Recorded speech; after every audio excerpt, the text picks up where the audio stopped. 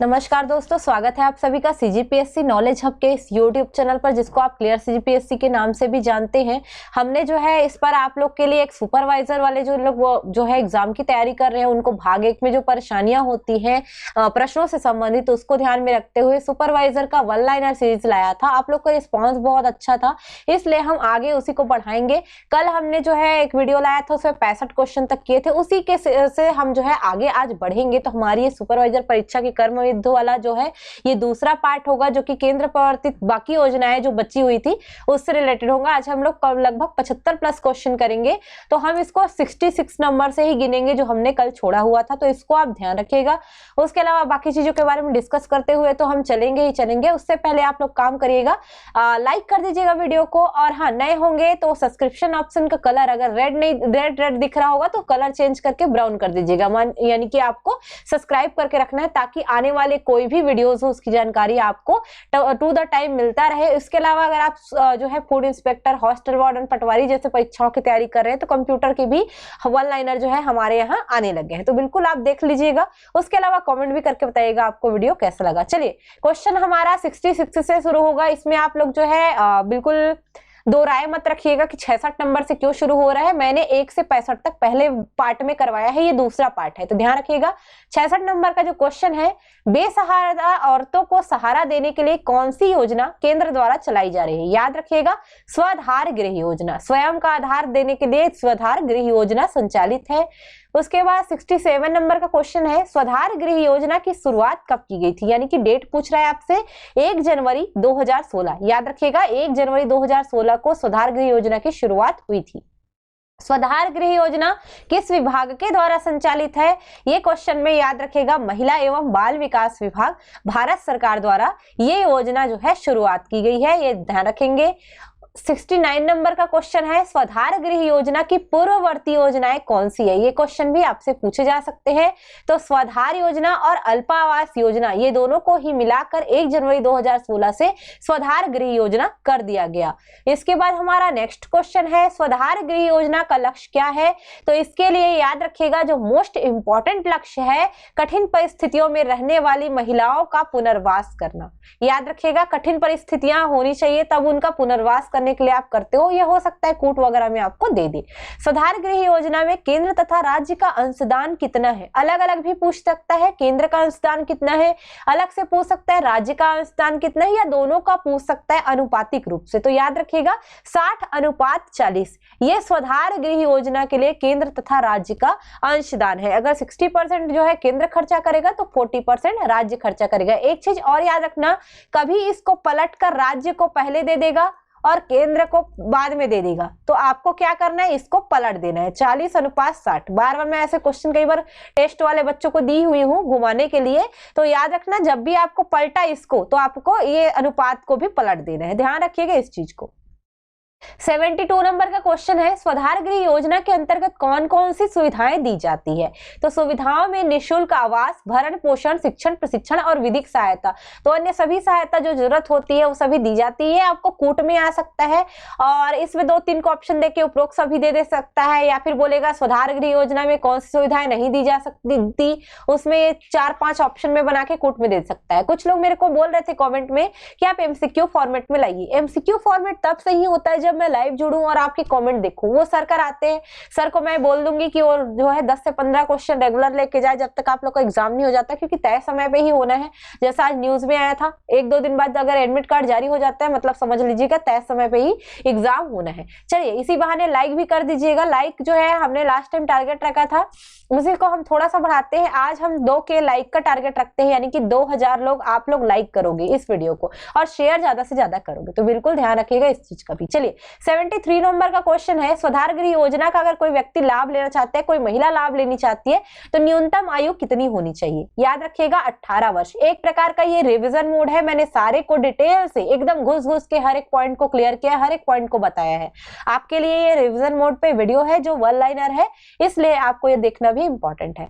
चलिए, 74 नंबर का क्वेश्चन है, किन महिलाओं को स्वधार गृह योजना का लाभ मिल सकता है? ऐसी कौन सी महिलाएं जो स्वधार गृह योजना का लाभ ले सकती है? है तो ये आपको कूट में आ सकता है, जैसे सामाजिक रूप से बहिष्कृत, वेश्यावृत्ति और मानव तस्करी के शिकार महिलाएं, HIV पीड़ित महिलाएं, आपदा प्रभावित महिलाएं, अपराध के लिए जेल में सजा काट चुकी महिलाएं। तो कूट में दे सकता है, किस किस को लाभ मिल सकता है, तो उसमें मान लीजिए 1 2 3 4 ऐसे अलग से कूट में दे दिया, उसके बाद आपको सही कूट चुनना रहा 1 2 3 4 1 2 3, इस तरीके से जो क्वेश्चन आते हैं तो ये आपको देखने को मिल जाएगा। वैसे हमने टेस्ट में तो दिया ही था, ये सर जब लाएंगे MCQ उसमें आपको देखने को मिल जाएगा। सर का MCQ इंपॉर्टेंट क्यों है, क्योंकि MCQ में आपका भाग 1 तो कराते ही हम कभी कभी, बाकी पार्ट यानी कि भाग 2 से लेकर 5 तक के जो आपके सब्जेक्ट हैं उसको आपको करना है। यानी कि अगर आप खुली भर्ती में कर रहे हो तो आपके 80 मार्क्स केवल 20 मार्क्स के जो है फर्स्ट पार्ट के होते हैं, 80 मार्क्स जो है दूसरे पार्ट से होते हैं जो सर करवाते हैं। तो इसको आप बिल्कुल वहां पे जुड़िए। और अगर आप कार्यकर्ता है तो भी आपको जो है 60% मार्क्स ही क्या है भाग 1 में आते हैं, 40% मार्क्स के लिए आपको भाग 2 से भाग 5 में डिपेंड रहना पड़ता है। तो बिल्कुल MCQ को जरूर देखिए, रोज रात को 8 बजे आता है, मैं आपको बता देती हूँ। इसको अगर आपको जानकारी चाहिए तो आपको चैनल को सब्सक्राइब करना पड़ेगा, जिसके लिए चैनल का अगर रेड कलर में दिख रहा है और आपको लग रहा है सब्सक्राइब, मैं स्पेलिंग गलत लिख रही थी, ये वाला आएगा है ना, सब्सक्राइब जो है ये करिएगा, ये जरूर आपको अगर लाल दिख रहा है तो ब्राउन कर दीजिएगा, ध्यान रखेंगे। चलिए आते हैं 75 नंबर का क्वेश्चन। बेटी बचाओ बेटी पढ़ाओ योजना की शुरुआत कब की गई, किस समय कब की गई, तो 22 जनवरी 2015, याद रखिएगा ये जो है शुरुआत होता है इस दिन से। बेटी बचाओ बेटी पढ़ाओ योजना किस अवसर पर शुरू की गई, ये क्वेश्चन पूछा तो याद रखिएगा राष्ट्रीय बालिका दिवस के अवसर पर की गई थी। उसके अलावा क्वेश्चन आ सकता है बेटी बचाओ बेटी पढ़ाओ योजना किस स्थान से प्रारंभ की गई या किसके द्वारा प्रारंभ की गई, ऐसे क्वेश्चन भी आते हैं। तो पानीपत हरियाणा, जो हमारे प्रधानमंत्री जी है उन्होंने ही इसका शुरुआत किया था पानीपत हरियाणा से। अब यहां से ही क्यों किया गया, तो आपको पता होगा जो लड़कियों का लिंगानुपात है हरियाणा बहुत ही ज्यादा उसमें कम उसमें आता है, मतलब रैंक उसकी बहुत ही बोल सकते हैं इसमें खराब रैंकिंग है। अगर देखेंगे आप लिंगानुपात के मामले में तो हरियाणा से ही शुरू किया गया ताकि मोटिवेट किया जा सके लोगों को, तो इसको ध्यान रखेंगे। 78 नंबर का क्वेश्चन हमारा है बेटी बचाओ बेटी पढ़ाओ योजना किस मंत्रालय द्वारा की जाती है, तो किन मंत्रालय, मैंने इसलिए लिखा है क्योंकि अलग अलग मंत्रालय है, ये भी कूट में दे सकता है। महिला एवं बाल विकास मंत्रालय ये पहला हुआ आपका, स्वास्थ्य एवं परिवार कल्याण मंत्रालय ये दूसरा मंत्रालय हुआ, और तीसरा है मानव संसाधन विकास मंत्रालय जिसको आज वर्तमान में आप शिक्षा मंत्रालय बोलते हो, ये तीसरा है। तो कई लोग बोलते हैं केवल में महिला बाल विकास की योजना है क्या, नहीं, ये 3 अलग अलग जो विभाग है वो इसको संचालित करते हैं। अगर आप इसको जानना चाहते होंगे आप कभी सरकारी अस्पताल पे जाइएगा, वहां पे स्लिप कटाइएगा, ऊपर में आपको मिल जाएगा बेटी बचाओ बेटी पढ़ाओ। कोई भी शिक्षा मंत्रालय की आप स्कीम का फायदा ले रहे हैं, देखिएगा ऊपर में लिखा रहता है बेटी बचाओ बेटी पढ़ाओ, पढ़ाना मतलब शिक्षा, उसके अलावा बेटी बचाओ मतलब महिला एवं बाल विकास। तो सारे जो तीनों आपके मंत्रालय है ये इसमें काम करते हैं। थोड़ा आवाज का दिक्कत है स्वास्थ्य कारणों के कारण, उसके लिए क्षमा करिएगा। चलिए बेटी बचाओ बेटी पढ़ाओ योजना के लिए कितने जिलों में पायलट प्रोजेक्ट के तौर पर इसे प्रारंभ किया गया था। क्वेश्चन देखिए 66 से मैंने शुरू किया है, ये 141 तक जाएगा, ये दूसरा पार्ट है। पहला पार्ट अगर आपने नहीं देखा होगा 1 से 65 क्वेश्चन तक है, आप देख लीजिएगा, ठीक है। तो उसके लिए मत पूछिएगा कि कैसे जो है इतना जल्दी जल्दी आगे निकल गया है, ध्यान रखेंगे। 100 जिलों में पायलट प्रोजेक्ट के तौर पर इसे प्रारंभ किया गया था। उसके बाद जो है 2011 की जनगणना के अनुसार बेटी बचाओ बेटी पढ़ाओ योजना वर्तमान में कितने जिलों में संचालित है, ये क्वेश्चन आ सकता है क्योंकि जिलों की संख्या बढ़ी है। पर अगर जनगणना 2011 को माने तो आपको लेना है देश के जो सभी 640 जिले 2011 की जनगणना के अनुसार वहां पर ये योजना संचालित है। याद रखना फर्स्ट पे 100 जिले थे पायलट प्रोजेक्ट में, अभी पूरे 640 जिले में हो चुके हैं। अब कई लोग ऐसा मत बोलिएगा हमारे यहाँ तो 4-5 जिले और से बन गए, भैया ये उस समय की बात है जब जनगणना 2011 थी, तो उसको भी ध्यान रखेंगे। बेटी बचाओ बेटी पढ़ाओ योजना का उद्देश्य क्या है, याद रखना, ये भी कूट में आ सकता है आपसे। पक्षपाती लिंग के चुनाव का उन्मूलन, बालिकाओं के शोषण से बचाना, बालिकाओं की शिक्षा सुनिश्चित करना, बालिकाओं को आत्मनिर्भर बनाने का प्रयास करना, ये लगभग सभी जो है महत्वपूर्ण उद्देश्य है। तो आपको कूट में ही ये क्वेश्चन भी आ सकता है। अगर आपको देखना है कूट में कैसे क्वेश्चन आते हैं, MCQ सर करवाते हैं, आप बिल्कुल देखिए। आपको भाग 2 से लेकर भाग 5 तक के क्वेश्चन तो मिलेंगे ही, कभी कभी आपको मॉडल क्वेश्चन भी मिलेंगे जिसमें 100 100 क्वेश्चन होंगे तो कभी कभी भाग 1 के क्वेश्चन भी भाग बाकी की जो क्वेश्चन है उनके साथ डले होते हैं। तो बिल्कुल MCQ के लिए रात को रोज 8 बजे जुड़िए। अगर आप दूसरे किसी परीक्षा की भी तैयारी कर रहे हैं तो कंप्यूटर की या फिर जैसे फूड इंस्पेक्टर वगैरह होगा, वार्डन, पटवारी, इस सब में कंप्यूटर आता है, उसके लिए डलता है। सुपरवाइजर में कंप्यूटर नहीं है, आप लोग बार बार मत पूछा करिए। ये चीजें जो है आपको पता होनी चाहिए अपने सिलेबस के आधार पे। आप अपना सिलेबस अगर पढ़े हैं तो आपको पता होगा आपके लिए क्या है क्या नहीं है। आप पूरा सिलेबस को एक बार पढ़िए, फिर उसके बाद आप क्वेश्चन कर सकते हैं और बिल्कुल इसके लिए आप जोड़ सकते हैं। ये वाला जो है हमारा सीरीज वन लाइनर में हम रिवाइज करवा रहे हैं। चलिए 82 नंबर का क्वेश्चन है, बेटी बचाओ बेटी पढ़ाओ योजना की पात्रता के लिए बालिका की आयु कितनी होनी चाहिए? लगभग 10 वर्ष होने तक आवेदन किया जा सकता है, जन्म के समय भी किया जा सकता है, 10 वर्ष तक कर सकते हैं आप आवेदन इसके लिए। बालिका की योग्यता बेटी बचाओ बेटी पढ़ाओ योजना के अंतर्गत क्या होनी चाहिए? योग्यता पूछ रहा है तो बालिका भारत की स्थायी निवासी हो, उसमें सुकन्या समृद्धि का अकाउंट उसका खुला हुआ हो और 10 वर्ष तक की आयु की हो, तब क्या कर सकती है, वो योग्यता रखती है। किसके लिए? बेटी बचाओ बेटी पढ़ाओ योजना के लिए। इसको बेटी बचाओ बेटी पढ़ाओ यानी कि ट्रिपल BP योजना भी कहा जाता है, याद रखिएगा इस चीज को। उसके बाद हम चलते हैं, बेटी बचाओ बेटी पढ़ाओ योजना के अंतर्गत बैंक अकाउंट में हर महीने कितने रुपए की राशि 14 वर्ष के लिए जमा की जाएगी? तो इसको याद रखिएगा, 1000 रुपए प्रति माह यानी कि आपका 12,000 रुपए कितने वर्ष के लिए रहेगा? 1 वर्ष में। तो आपको 14 वर्ष तक टोटल जो है इसमें जमा करना है 12,000 रुपए प्रति वर्ष और 1,000 रुपए प्रति माह की दर से 14 साल तक जमा होगा। जब 14 साल तक जमा हो जाएगा तब कितना रुपए हो जाएगा? बेटी के जो आपका बैंक अकाउंट है उसमें, तो बेटी के बैंक अकाउंट में 1,68,000 रुपए हो जाएगा, ये जमा हो जाएगा, ध्यान रखिएगा। उसके अलावा आपको याद रखना है बेटी बचाओ बेटी पढ़ाओ योजना के अंतर्गत बैंक अकाउंट जब 21 वर्ष के बाद परिपक्व हो जाएगा, बेटी का 21 वर्ष बोल दो या फिर जब से योजना का आप लाभ ले रहे थे उसके 21 वर्ष, तब क्या हो जाएगा? बेटी को कितने रुपए दिए जाएंगे टोटल 21 वर्ष के मैच्योरिटी पर? तो 6,07,128 रुपए दिए जाएंगे। इससे पहले भी आधी रकम निकाली जा सकती है, पर याद रखिएगा 6,07,128 रुपए टोटल हो जाएंगे बेटी के अकाउंट में 21 वर्ष की परिपक्वता अवधि पर। अब कई लोग जो है, मान लीजिए बेटी ने 5 साल की थी तब अकाउंट खोला, तो भी वो जो है परिपक्वता अवधि 21 वर्ष तक की ही रहेगी पूर्ण रूप से। और ये भी याद रखिएगा, परिपक्वता अवधि प्राप्त करने के बाद जब बेटी को ये पैसे मिल जाएंगे तो योजना अपने आप ही उस बेटी के लिए खत्म हो जाएगी। बेटी बचाओ बेटी पढ़ाओ योजना के अंतर्गत जमा की गई राशि का 50% कब निकाला जा सकता है? इस क्वेश्चन का आंसर है बेटी के 18 वर्ष होने के बाद। कल मुझसे कई लोगों ने क्वेश्चन पूछा था कि आप लक्ष्य जो है कुपोषण मुक्ति का 2022 क्यों बताते हो? आपको मैं बता दूं, मेरा क्वेश्चन शायद आपने ढंग से नहीं पढ़ा था या कुछ ध्यान नहीं दिया था। पोषण अभियान या राष्ट्रीय पोषण मिशन बोलेगा, उसका लक्ष्य मैं आपको बता दूं, आप कहीं पे भी देखिएगा 2022 तक कुपोषण मुक्ति का लक्ष्य रखा गया है। भले भारत विश्व पटल पर बोलता है कि हम 2030 तक कुपोषण से खुद को मुक्त कर लेंगे, पर उसका लक्ष्य अगर पोषण अभियान में देखोगे आप, पोषण अभियान या राष्ट्रीय पोषण मिशन में, तो 2022 ही है। तो आप इसमें कंफ्यूज मत होइएगा कि 2030 तक का लक्ष्य है। जब राष्ट्रीय पोषण मिशन की बात करेगा तो 2022 तक की है। मैंने खोजा हुआ है बकायदा, मुझे 8-10 आर्टिकल में 2022 ही दिखा है। इवन जो छत्तीसगढ़ है, छत्तीसगढ़ का भी जो डला हुआ है उसमें भी 2022 तक का ही डेट लिखा है। भारत विश्व पटल पर बोलता है कि हम 2030 तक पूर्ण रूप से कुपोषण मुक्त हो जाएंगे, पर मैंने जो क्वेश्चन करवाया था राष्ट्रीय पोषण मिशन के आधार पर करवाया था 2022। इस चीज को भी याद रखिएगा, मुझे अचानक से याद आया तो मैं बता देती हूँ, कल वाले कई लोग जिस पे डाउट था, ध्यान रखिएगा इस चीज को। चलिए आते हैं हम बेटी बचाओ बेटी पढ़ाओ स्कीम का फायदा लेने के लिए कौन कौन से दस्तावेज आवश्यक होंगे। वैसे इसमें जो है बैंक अकाउंट तो है खुद गवर्नमेंट खोलता है, LIC इसका पूरा देखता है, वो अलग चीजें हैं। याद रखिएगा बेटी बचाओ बेटी पढ़ाओ स्कीम का फायदा लेने के लिए अब बेटी से संबंधित क्या क्या देना पड़ेगा? बेटी का आधार कार्ड देना पड़ेगा, माता पिता का पहचान पत्र देना पड़ेगा, बेटी का जन्म प्रमाण पत्र देना पड़ेगा, निवास प्रमाण पत्र देना पड़ेगा, पासपोर्ट साइज एक फोटो रहेगी, मोबाइल नंबर रहेगा, ये सारी चीजें देनी पड़ेगी। ये भी आपसे कूट वाले क्वेश्चन में आ सकता है, चीज को छांटना रहेगा या उपरोक्त सभी इस तरीके से दिया रहेगा, उसमें आप देख के लगाइएगा, MCQ करिए, अच्छे से समझ में आएगा। हाल ही में राजस्थान सरकार ने किसे बेटी बचाओ बेटी पढ़ाओ योजना के लिए ब्रांड एम्बेसडर घोषित किया है? यदि आपको आंसर पता रहता है तो आप बिल्कुल क्वेश्चन नंबर के साथ लगाइए आंसर। आपके लिए जो है कमेंट में जो करते रहते हैं मेरी वीडियो के साथ साथ बिल्कुल देखिए, मैं जरूर देखते रहती हूँ।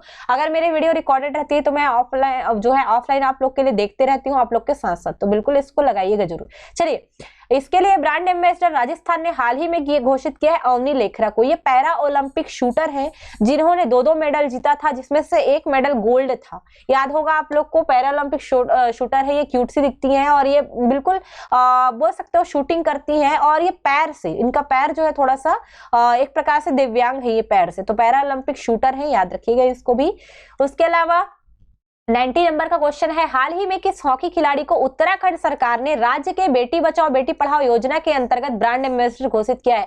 तो अलग अलग जो राज्य होते हैं अलग अलग एरिया के लिए करते हैं। जैसे उत्तराखंड सरकार ने वंदना कटारिया जो हॉकी खिलाड़ी है, महिला हॉकी खिलाड़ी, उनको ब्रांड एम्बेसडर घोषित किया है अपने राज्य के लिए बेटी बचाओ बेटी पढ़ाओ योजना के अंतर्गत। इससे पहले 2016 में रियो ओलंपिक के दौरान जब कांस्य पदक जीता गया था साक्षी मलिक के द्वारा, तो उनको भी हरियाणा जो सरकार है उन्होंने बेटी बचाओ बेटी पढ़ाओ योजना के अंतर्गत उनको ब्रांड एम्बेसडर घोषित किया था, ध्यान रखिएगा। चलिए आते हैं केंद्र सरकार द्वारा किसे बेटी बचाओ बेटी पढ़ाओ योजना के लिए शुरुआती तौर पे ब्रांड एम्बेसडर घोषित किया गया था। मतलब केंद्र द्वारा तो माधुरी दीक्षित का नाम आपको मिलेगा, जिनको जो है शुरुआती तौर पे इन्हीं को कहा गया था कि बेटी बचाओ बेटी पढ़ाओ योजना के तहत ब्रांड एम्बेसडर रहने वाली हैं। चेक कर लीजिएगा एक बार इसको। बेटी बचाओ बेटी पढ़ाओ योजना के लिए छत्तीसगढ़ के किस जिले को राष्ट्रीय पुरस्कार प्राप्त हुआ? ये क्वेश्चन आने की फुल संभावना है। रायगढ़ जिला, याद रखिएगा, रायगढ़ जिला को 2019 में ये पुरस्कार प्राप्त हुआ था। अगर आपको इन योजनाओं के बारे में डिटेल जानकारी चाहिए तो आप हमारा जो सेपरेट एक प्लेलिस्ट है जिसमें लिखा होगा सुपरवाइजर फ्री वीडियोस, वहां पर से देखिए, वहां पे पूरा वीडियो आपको मिल जाएगा। बेटी बचाओ बेटी पढ़ाओ योजना के लिए केंद्र सरकार द्वारा प्रति जिला कितने रुपए तक का बजट दिया जाएगा? तो याद रखना 50 लाख तक का प्रति जिला ये बजट देने का प्रावधान है। लाइक अभी तक नहीं किए होंगे तो कर दीजिएगा, शेयर नहीं किए होंगे तो कर दीजिएगा, कॉमेंट भी करके बताइएगा। और हाँ, 2K लाइक जरूर पहुंचाइएगा। 2K मतलब 2000 से ज्यादा लाइक आपको दिखने चाहिए और ज्यादा से ज्यादा शेयर दिखने चाहिए। और सब्सक्राइब नहीं किया हो तो सब्सक्राइब भी दिखना चाहिए, कलर चेंज हुआ, लाल नहीं दिखना चाहिए, सब्सक्रिप्शन ऑप्शन ब्राउन दिखना चाहिए, है ना। चलिए, उज्ज्वला गृह योजना, थोड़ा सी योजना चेंज हुई। किनके लिए संचालित है उज्ज्वला गृह योजना? याद रखिएगा, बच्चे और महिलाएं जो ट्रैफिकिंग का शिकार है। ट्रैफिकिंग को मैंने पूरा एक्सप्लेन किया था उज्ज्वला गृह योजना में। जब किसी बच्चे की या महिलाओं की तस्करी की जाती है अलग अलग चीजों के लिए, तो वही कहलाती है ट्रैफिकिंग। तो ये दुनिया का पूरा बहुत बड़ा चिंता का विषय है, तो इस पर मैंने वीडियो लाया हुआ है, बिल्कुल देख सकते हैं आप। उज्ज्वला गृह योजना किसके द्वारा संचालित है? तो महिला एवं बाल विकास मंत्रालय भारत सरकार द्वारा संचालित है ये योजना, उज्ज्वला गृह योजना। तो इसका पीडीएफ वगैरह तो अवेलेबल नहीं हो पाएगा। जैसे आप 3-3 क्वेश्चन खत्म होता है, आप बिल्कुल इसका स्क्रीनशॉट करके रख लीजिए, क्योंकि पीडीएफ में करने में बहुत टाइम जाता है और तब तक हम लोग आपके लिए एक नया जो है क्या ले आएंगे, वीडियो ले आएंगे। तो ध्यान रखिएगा इस चीज को, अभी टाइम कम है, ज्यादा से ज्यादा वीडियो लाएंगे हम लोग। उज्ज्वला गृह योजना के अंतर्गत केंद्र शासन, ठीक है, उसके अलावा राज्य शासन, स्वैच्छिक संगठन, तीनों के जो अंशदान है उनका अनुपात पूछा है। तो 60:30:10, यहां से आपके 3 क्वेश्चन बनते हैं। या तो तीनों का साथ में अनुपात पूछेगा, ये केंद्र शासन का कितना हिस्सा है, राज्य शासन का कितना हिस्सा है, स्वैच्छिक संगठन का कितना हिस्सा है। तो याद रखना 60%, 30%, 10% या 60:30:10, इसको आप बांट सकते हैं। 3-3, 4-4 क्वेश्चन एक ही क्वेश्चन से आपके बनते हैं। उसके अलावा छत्तीसगढ़ राज्य द्वारा आर्थिक सर्वेक्षण 2020-21 के अनुसार वित्तीय वर्ष 2020-21 में कितनी महिलाओं को उज्ज्वला गृह योजना के तहत लाभान्वित किया गया है? ये डेटा है आर्थिक सर्वेक्षण का। देखिए, पुराना सर्वेक्षण का डेटा ही ज्यादातर उठा पूछ रहा है आजकल एग्जाम में। ध्यान रखिएगा, 70 महिलाएं ऐसी है जिनको आर्थिक सर्वेक्षण 2020-21 के अनुसार बताया गया है कि वित्तीय वर्ष 2020-21 में उज्ज्वला गृह योजना का लाभ मिला है। अगर यही चीजों को हम बच्चों में ध्यान दें तो वित्तीय वर्ष 2020-21 के लिए कितने बच्चों को दिया गया उज्ज्वला गृह योजना के अंतर्गत लाभ? तो ध्यान रखिएगा 13 बच्चे। तो 70 + 13 याद रखना, 70 महिला 13 बच्चे, ठीक है, 70 महिला 13 बच्चे, 70 + 13 ऐसे याद रखोगे तो जल्दी याद रहेगा।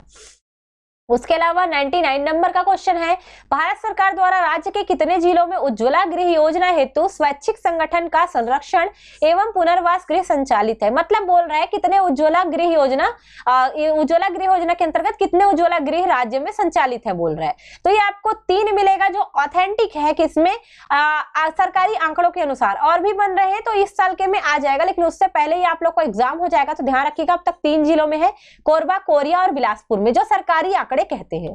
उसके अलावा 100वें नंबर का क्वेश्चन है, कामकाजी महिलाओं के लिए हॉस्टल योजना कब से शुरू की गई है? इसको याद रखिएगा 1972-73, ये इंदिरा गांधी का समय है। इस समय से कामकाजी महिलाओं के लिए हॉस्टल योजना भी शुरू की गई है। 101वें नंबर का क्वेश्चन है, वर्तमान में छत्तीसगढ़ के कितने जिलों में कामकाजी महिलाओं के लिए हॉस्टल संचालित है?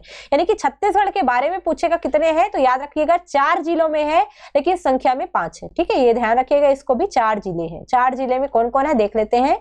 याद रखिएगा वर्तमान में कितने कामकाजी महिलाओं के लिए हॉस्टल है? 2 क्वेश्चन पूछ सकता है, कितने जिले में और कितने है। तो जिला बोलेगा तो 4 और कितने हैं बोलेगा तो 5, क्योंकि रायपुर में 2 है, बिलासपुर, धमतरी और रायगढ़ में भी आपको मिलेगा।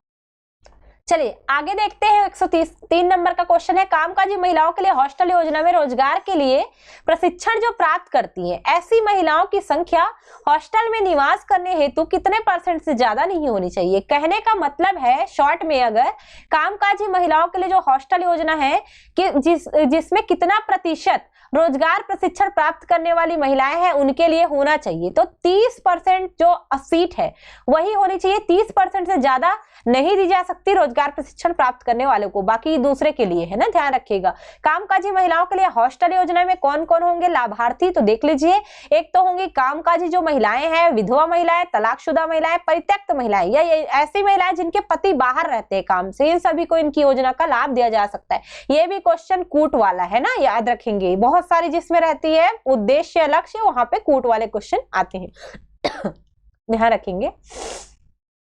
105 नंबर का क्वेश्चन है, अब थोड़ा योजना चेंज हुआ, एकीकृत बाल संरक्षण योजना से क्वेश्चन आया है।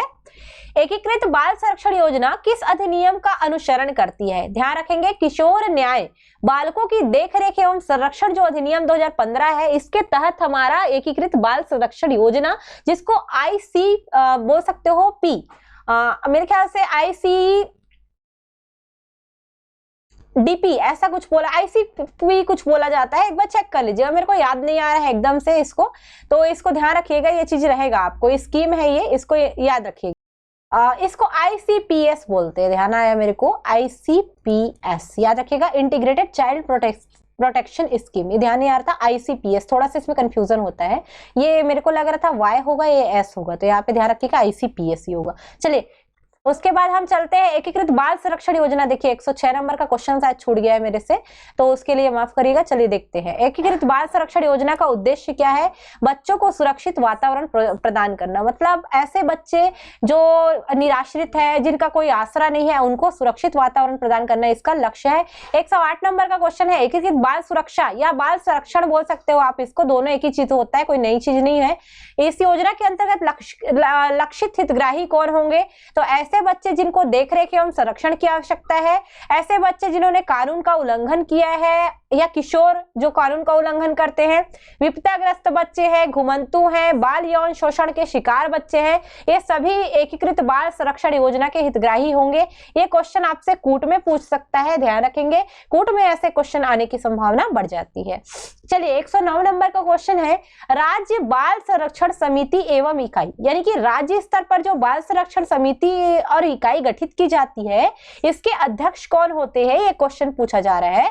ध्यान रखेंगे, महिला एवं बाल विकास विभाग के जो सचिव होते हैं वो राज्य स्तर पर बाल संरक्षण समिति या इकाई के अध्यक्ष होते हैं, ना कि महिला एवं बाल विकास मंत्री। ध्यान रखिएगा इस चीज को। और वर्तमान में महिला एवं बाल विकास विभाग के सचिव कौन है? तो ये रीना साहब कांगले जी है, कंगाले या कांगले ये लिखती है, रीना बाबा साहब कांगले इनका पूरा नाम है, ये IAS है, याद रखिएगा।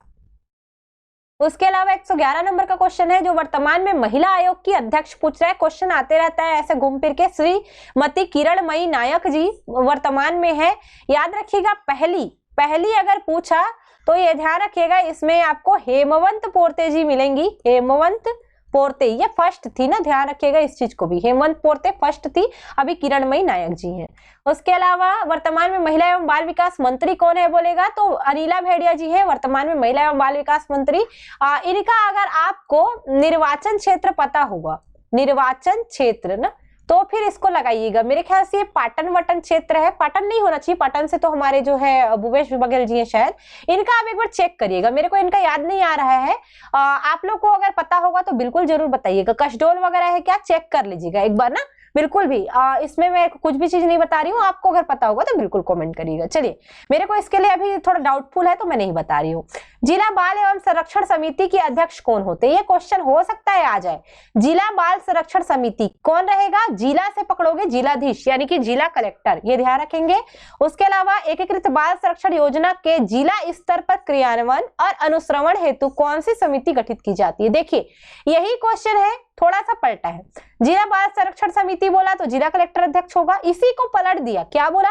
एकीकृत बाल संरक्षण योजना के तहत जिला स्तर पर क्रियान्वयन और अनुश्रवण कौन सी समिति करती है? यही समिति है, बट पूछा किसी और तरीके से, तो आंसर क्या होगा आपका?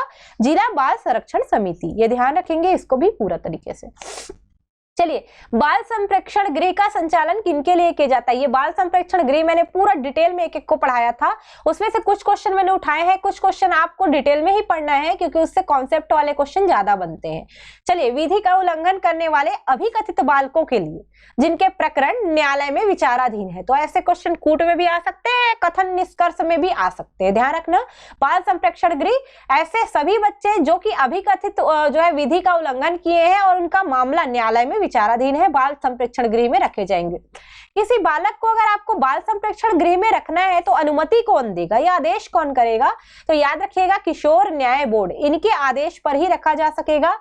राज्य में कितने जिलों में बालकों के लिए बाल संप्रेक्षण गृह संचालित है? तो ये भी याद रखिएगा, राज्य में बालकों के लिए पूछा है केवल, तो 11 जिले बालकों के लिए ना, ध्यान रखिएगा। उसके अलावा राज्य के कितने जिलों में बालिकाओं के लिए बाल संप्रेक्षण गृह है बोलेगा? तो 3 जिलों में है, ये ध्यान रखेंगे। कौन कौन से जिले शामिल है अगर आपको जानना है तो हमारा ये वीडियो एकीकृत बाल संरक्षण योजना वाली देख लीजिएगा, डली हुई है। विशेष गृह के अंतर्गत किसमें रखा जाता है? विशेष गृह के अंतर्गत किनको रखा जाता है? यहाँ पे किनको रखा जाता है आएगा या किन बच्चों को आएगा तब लिखिएगा। ये थोड़ा सा क्वेश्चन जो है टाइपिंग में एरर है। किन बच्चों को या किनको रखा जाता है? विशेष गृह ऐसे बच्चे जिन्होंने विधि का उल्लंघन किया है तथा अपराध में वो संलिप्त पाए गए हैं, यानी कि प्रूव हो गया है, ठीक है, प्रूव हो गया है कि वो बच्चे ने अपराध किया है, उनको विशेष गृह में रखा जाएगा। अगर हमारे पास सिर्फ डाउटफुल रहता तो हम बाल संप्रेक्षण गृह भेजते, हमने पता चल गया ये संलिप्त है तो विशेष गृह। बाल गृह क्या होता है? इसका संचालन किनके द्वारा किया जाता है? तो देख रेख एवं संरक्षण की आवश्यकता वाले बच्चों के लिए बाल गृह होता है। इनको मतलब जैसे सभी बच्चे जिनको देख रेख की आवश्यकता होती है बाल गृह में डाल दिया जाता है। किसी बालक को विशेष गृह में रखने के लिए अनुमति कौन देगा या आदेश कौन देगा? तो विशेष गृह में अगर रखना है तो किशोर न्याय बोर्ड ही बताएगा। किसी बालक को बाल गृह में रखने के लिए आदेश कौन देगा?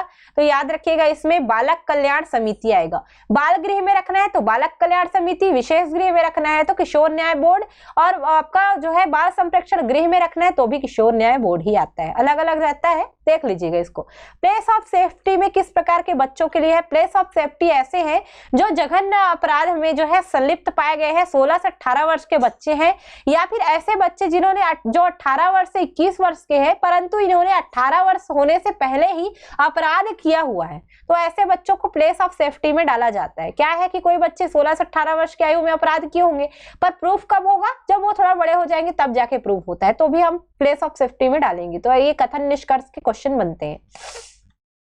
124वें नंबर का क्वेश्चन आता है, किसी बच्चे को प्लेस ऑफ सेफ्टी में रखने के लिए आदेश कौन देगा? तो इन दोनों के लिए ध्यान रखिएगा, प्लेस ऑफ सेफ्टी के लिए 2 लोग हैं, बाल न्यायालय भी दे सकता है, किशोर न्याय बोर्ड भी दे सकता है, ये ध्यान रखेंगे। एक साथ रख लीजिएगा ताकि आपको दिक्कत ना हो। खुला आश्रय गृह किनके लिए है? ऐसे बच्चे जो बेसहारा है, आश्रय जिनको चाहिए है ना, उन्हें गृह आवास की सुविधा की आवश्यकता है तो खुला आश्रय गृह देंगे। स्पॉन्सरशिप कार्यक्रम के अंतर्गत वित्तीय सहायता कितने रुपए की दी जाती है? तो स्पॉन्सरशिप कार्यक्रम याद रखिएगा 2000 रुपए प्रति माह की दर से अधिकतम 3 साल के लिए स्पॉन्सरशिप कार्यक्रम के अंतर्गत वित्तीय सहायता दी जाएगी। स्पॉन्सरशिप कार्यक्रम की कार्यवाही किस अधिनियम से प्रेरित है? ऐसे क्वेश्चन भी आ सकते हैं। किशोर न्याय बालकों की देखरेख एवं संरक्षण अधिनियम 2015 से ये प्रेरित है। कौन सा? स्पॉन्सरशिप कार्यक्रम। बालक कल्याण समिति की संरचना क्या होती है? जब भी संरचना पूछे मतलब समझिएगा उनमें सदस्य और अध्यक्ष के बारे में पूछ रहा है या उनके पदाधिकारियों के बारे में पूछ रहा है, तो इनमें एक अध्यक्ष होगा और 4 सदस्य होंगे जिनमें एक महिला सदस्य का होना अनिवार्य होगा। किशोर न्याय बोर्ड की संरचना पूछेगा तो किशोर न्याय बोर्ड में एक अध्यक्ष होना चाहिए, उसके अलावा 2 सामाजिक कार्यकर्ता होना चाहिए सदस्य के रूप में, जिनमें से एक महिला होना आवश्यक है। उसके अलावा चाइल्ड हेल्पलाइन नंबर पूछ रहे हैं, क्वेश्चन भी आ सकता है 1098, जैसे हमारे कुछ व्यूअर्स लोग हैं बताते हैं बच्चों की स्कूल में लिखा रहता है, तो याद रखना 1098 चाइल्ड हेल्पलाइन नंबर है। आप 24 घंटे में कभी भी कॉल कर सकते हैं, चाहे बच्चा हो चाहे कोई भी व्यक्ति हो, अगर किसी चाइल्ड को हेल्प की जरूरत है तो इस पे कॉल करिएगा। चलिए क्वेश्चन थोड़ा चेंज होता है, सखी वन स्टॉप सेंटर से आते हैं, किस फंड से ये संचालित होता है? याद रखिएगा निर्भया फंड। निर्भया जो आपका केस है वो सभी को पता है, हर किसी को इसके बारे में पता है। तो सखी वन स्टॉप सेंटर कुछ इसी तरीके से जो यौन शोषण है या फिर घरेलू हिंसा है उससे प्रभावित महिलाओं के लिए ही आती है। तो निर्भया फंड इसके लिए संचालित करने के लिए एक फंड बनाया गया जिसमें सखी वन स्टॉप सेंटर संचालित होता है। सखी वन स्टॉप सेंटर के लिए वित्तीय सहायता राज्य सरकारों तथा संघ शासित प्रदेशों को केंद्र कितने प्रतिशत देता है? जो सखी वन स्टॉप सेंटर है पूर्ण रूप से महिला एवं बाल विकास विभाग जो भारत सरकार है उसकी योजना है, तो 100% राशि जो है केंद्र देगी। याद रखिएगा 100% राशि जो है केंद्र देती है, किसको? चाहे राज्य सरकार हो चाहे केंद्र शासित प्रदेश हो। 133वें नंबर का क्वेश्चन है, हिंसा से प्रभावित महिलाओं को संरक्षण प्रदान करने के लिए सखी वन स्टॉप सेंटर योजना कब से शुरू की गई है? जहां पे लोगों को बहुत ज्यादा कंफ्यूजन होती है। अगर योजना की बात करोगे आप तो 1 अप्रैल 2015 से ये योजना घोषित की गई है, ये घोषणा हो चुकी है, ये चालू हो गई थी। भले हमने स्थापना बाद में किया पर 1 अप्रैल 2015 से ये योजना शुरू की गई है। अगर आप किसी बुक में पढ़ते हैं जुलाई 2015 से योजना आरंभ हुई है, मतलब आपका बुक गलत है। याद रखिएगा 1 अप्रैल 2015 से योजना शुरुआत हुई थी।